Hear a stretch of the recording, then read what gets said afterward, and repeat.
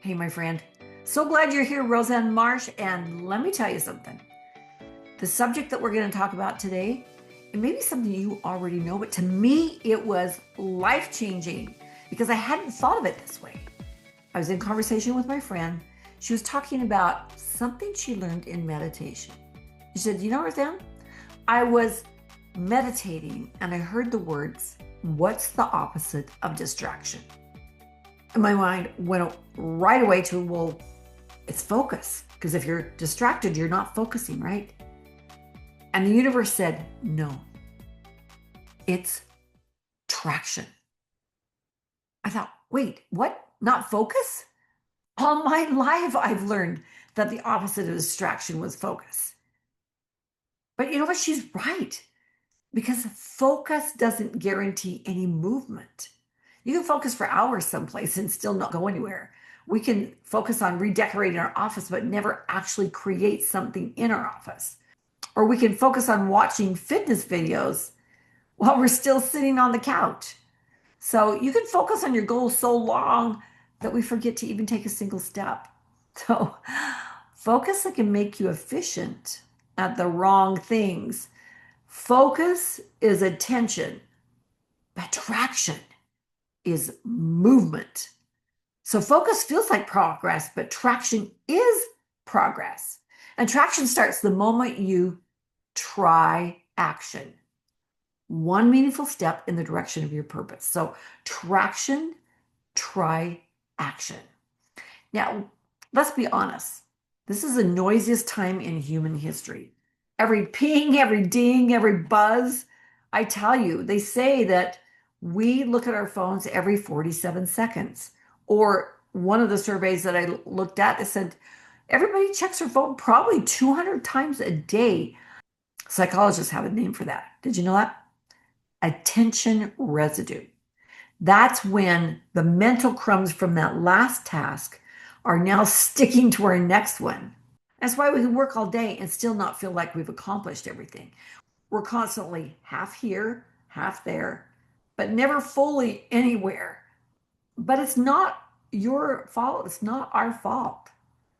Each notification gives our brain that dopamine hit, that tiny, ooh, maybe this one's going to matter. And the same mechanism that keeps gamblers glued to the slot machines is called variable ratio reinforcement. Yeah. So you never know which scroll is going to pay off. So we keep scrolling. Just the other night, it was like one recipe after another. Well, what if the next one that comes up is even better? And I'm saving all these recipes, right? I think I've got 50 recipes now. Have I made any of them yet? No, but I've collected them. So we're not weak. We're wired. We are lazy. We've just been out engineered. So let's go back to the origin of distraction, okay? We're going to have to go back, rewind 2,000 years into ancient Rome. Now, the empire was powerful but restless. People were hungry, literally and figuratively. So the emperors, they came up with a plan. They said, feed them, entertain them, keep them happy, and they'll stop asking hard questions. They handed out free bread to feed their stomachs, and they had these grand circus games to fill their minds. There was like chariot racers, gladiator fights, the roaring crowds. I mean, you just can imagine what was going on. The poet Juvenal called it bread and circus. Give them comfort and spectacle, and they'll trade awareness for amusement.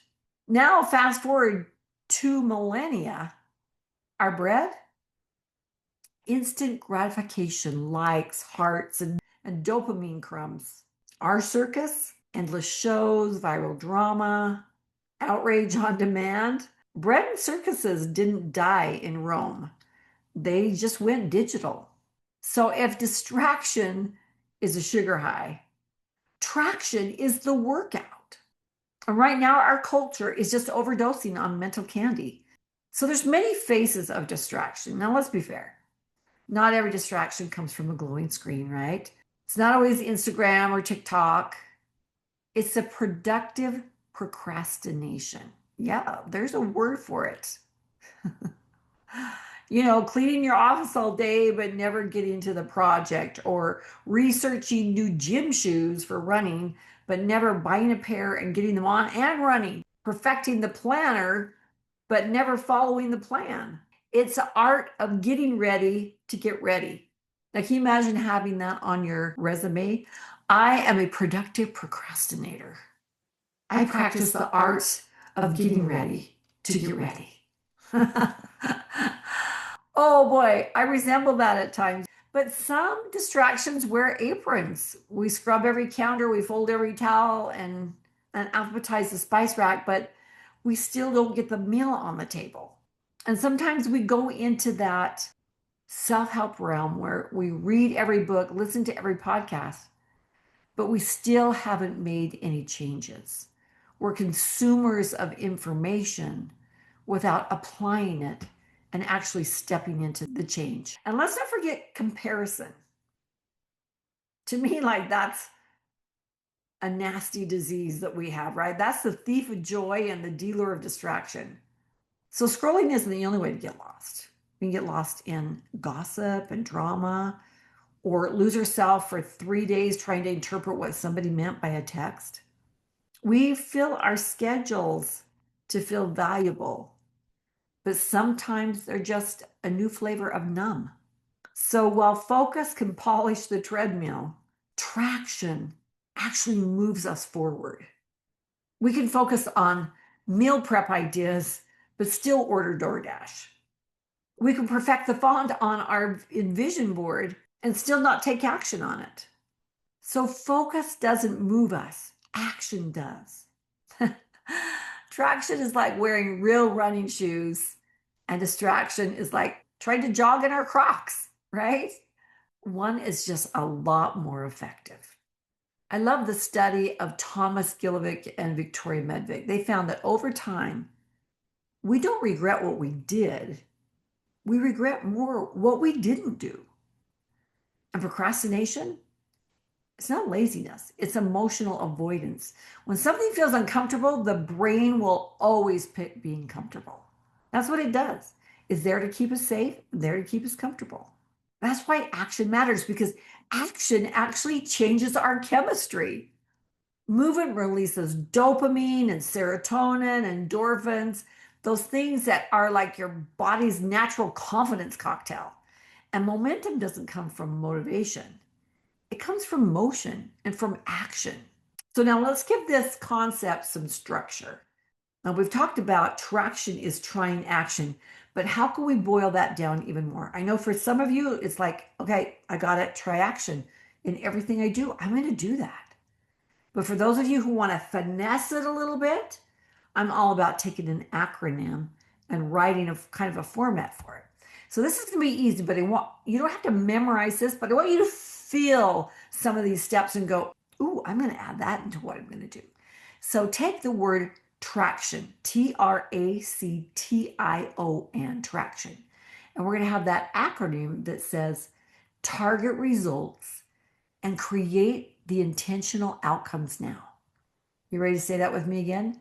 Target results and create the intentional outcomes now. So what does that look like? Target. Aim at something. We can't hit something that we haven't identified as our target. We can move forward, but if we don't know where we're going, we're going to waste a lot of time. So have a target.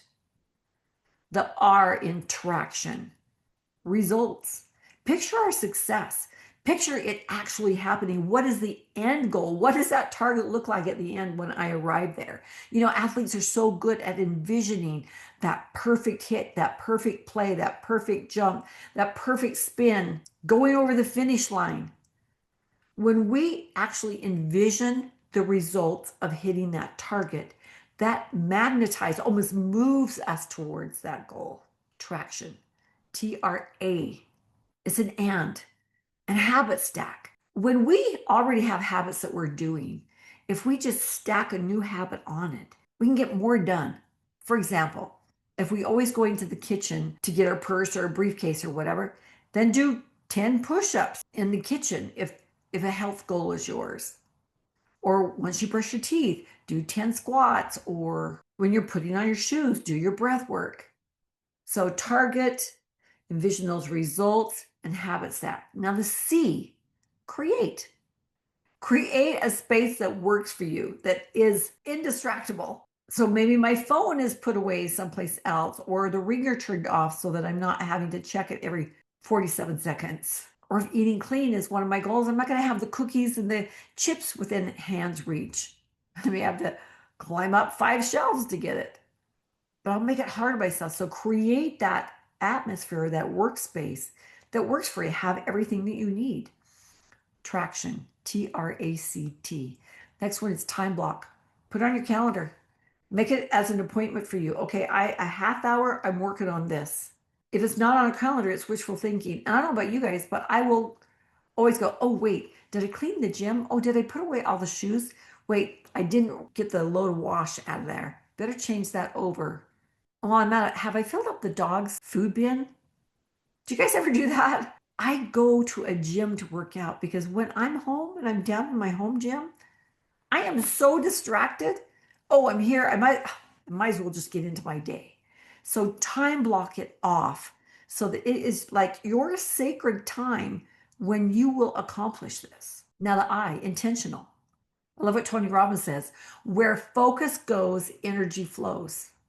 You ever notice if you're focusing on something negative, you see everything negative around you, or if you focus on the beauty of the sunrise, all of a sudden everything else starts looking nicer.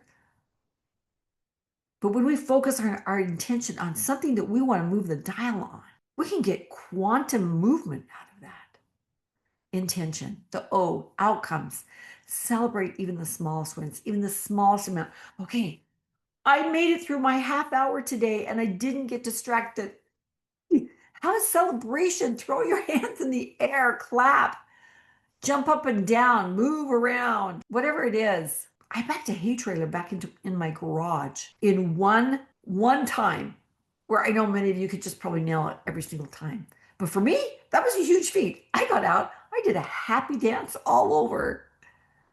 And what was I doing? I was training my brain like, wow, this is what we do. And when we do it like that, she gets happy and feel these endorphins, and this feels good.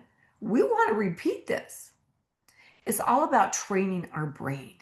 And these little brain hacks help. Now, the last letter, N, for now, because later is the language of procrastination. Now, do it now. Mel Robbins has the 5, 4, 3, 2, 1 and act. She says you're one decision away from changing your life. But if we're constantly letting our brain get in the way, if we only give it 5 seconds, the brain can't think of all these different reasons why we shouldn't do it, right? So let's just review a little bit the traction again. Remember how the target, something that we're focusing on, the results, what does that look like at the end of that? And then habit stack some things on that. Whatever it is you're working for, then create that space that's indistractable, have everything that you need, time block it off so that we can actually do it, be intentional, get our focus there so that the energy will flow, and then celebrate every time you win. Train our brain that when we work on something that's important to us, we get super happy, and then do it now. Now, let me tell you some stories of those who created real traction in their life.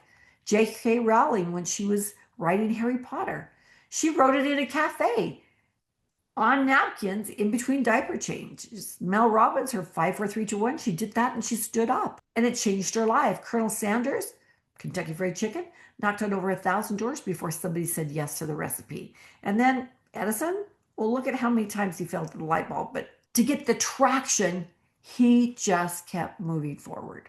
So traction is how we take our power back. Each step, no matter how tiny it is, compounds. A little meaningful action repeated daily becomes a life you actually recognize as your own. I'm going to say that again. A little meaningful action repeated daily becomes a life you actually recognize as your own. That's powerful. So let me give you a visual that I give my boys all the time.